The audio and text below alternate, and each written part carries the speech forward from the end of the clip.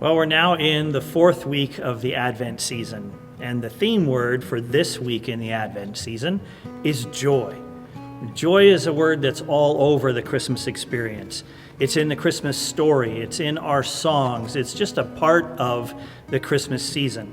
And I think back to the angels visiting the shepherds out in the field and how they brought good news of great joy. And there it was in the story. And then how the wise men, when they saw the star that would lead them to Jesus, to the Messiah, they rejoiced exceedingly with joy.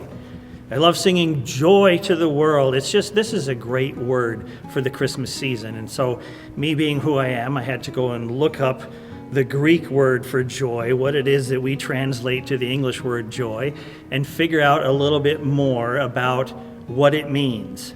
Because I struggle a little bit with the whole concept of joy and how it's expressed. And so what I found was this, that within the meaning of the word joy is the phrase calm gladness. Calm gladness. Now that I resonated with. But that's not always the expression of joy. That's not the only one. That's not what it has to be. It can be rejoicing exceedingly like the wise man did. That was joy, but it can also be this calm gladness. And that just fits my personality a little bit more because I am far more likely to cry tears of joy than I am to jump for joy. But that's not just me. It's not just what it has to be for everyone. That's just my expression of joy. And I know some people who jump for joy far more readily than I do.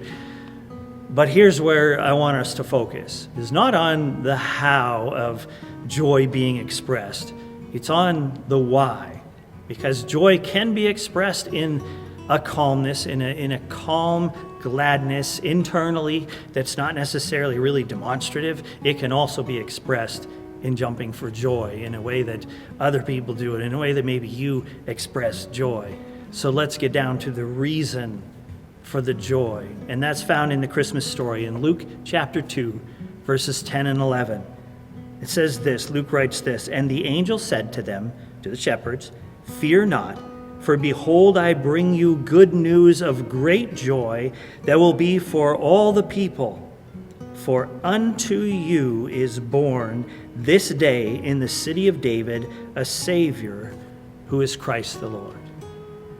The words that jump out at me, unto you and me. A Savior was born for you and me. A child was given to you and me to save us.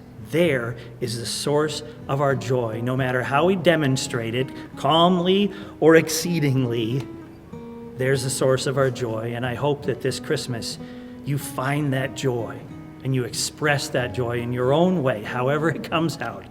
But you find that joy. Merry Christmas. I'll see you on Sunday at 10 online.